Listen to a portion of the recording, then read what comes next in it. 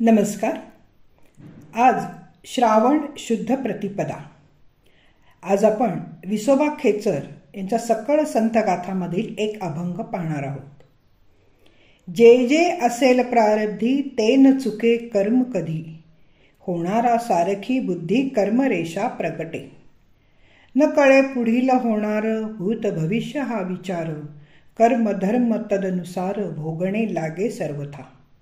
ऐसा लिहून गेला विधाता मग कसया करावी चिंता, आपुली या संचिता कर्मरेषा प्रमाण. अखंड वाणी हरिस्मरणी सुख विश्रांती कीर्तनी, खेचर विसोबा म्हणे प्राणी मनुष्य देह दुर्लभ. विसोबा खेचर हे संत नामदेवांचे गुरु आणि सोपान देवांचे शिष्य म्हणून प्रसिद्ध आहेतच.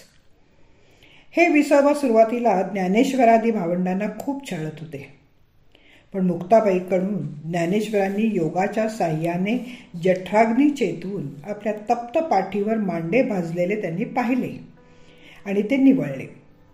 त्यांना पश्चात्तापही झाला. ते ज्ञानेश्वरांना शरणही गेले. त्यावेळेला ज्ञानेश्वरांनी त्यांना खेचर असा शब्दप्रयोग वापरला. एक अर्थ गाढव असला तरी खेचरी ही योग मार्गातील एक अवस्था आहे. विसोबांनी योग मार्गात चांगलीच प्रगती केली.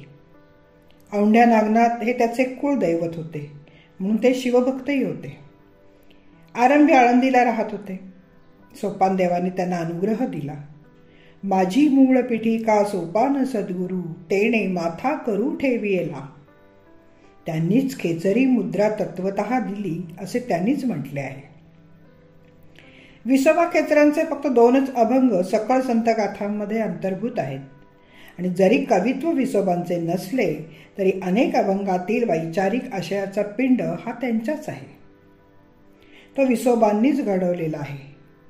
विसोबांची पारमार्थिकतेतील विलक्षण प्रगती झालेली आहे. ईश्वर सर्वत्र आहे हे पहिल्या भेटीत नामदेवांना त्यांनी प्रत्यक्ष दाखवूनच दिले.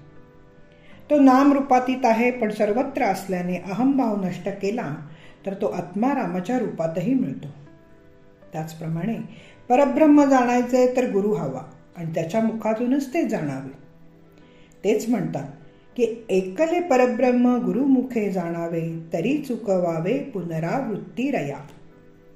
शिवाय ईश्वराच्या नामाने ते महत्व प्रतिपादनच करतात. नामाची फार गरज आहे, कारण प्रारब्ध न चुकणारे असल्याने ते इतर प्राण्यापेक्षा नरदेहामुळे सुसह्य कसे करता येते तेही ते सांगतात. वरील उद्धृत अभंगात विसोबा म्हणतात की प्रारब्धामध्ये जे जे लिहिलेले आहे ते कर्म कधीही चुकत नाही.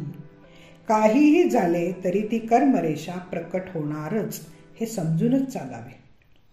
पुढं काय होणार आहे, भविष्यात काय काय दडले याचा विचार व्यर्थ आहे.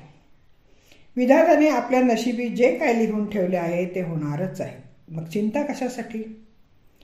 ज्या प्रकारचे आचरण असेल त्या प्रकारे पापपुण्य घडेल. त्याचप्रमाणे कर्म होणार आणि त्याच कर्माप्रमाणे समाजात सन्मान किंवा निंदा होणार. हे आपल्याला लक्षात ठेवले पाहिजे. तरी विसोबा म्हणतात, काळ अनुकूल असो की प्रतिकूल, प्रत्येकाने धैर्याने घ्यावे. धैर्यबल कधीही सोडू नये. अशा प्रसंगी मन अनाचारी होऊ न देता अखंड नामस्मरणावर जोर द्यावा. भगवंताच्या नामसंकीर्तनातच आपली विश्रांती मानावी.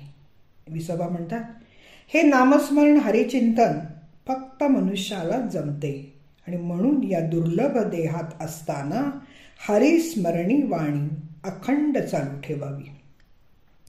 देहबुद्धी नष्ट झाली की देहाला छळणारे प्रारब्ध हे निस्तेज होईल, पराभूत होईल. तुकाराम महाराजही म्हणून गेलेत की प्रारब्धेची होय सुख, प्रारब्धेची पावे दुःख. धन्यवाद. मी अभिवाचक सौभाग्यवती पल्लवी कुलकर्णी. नमस्कार.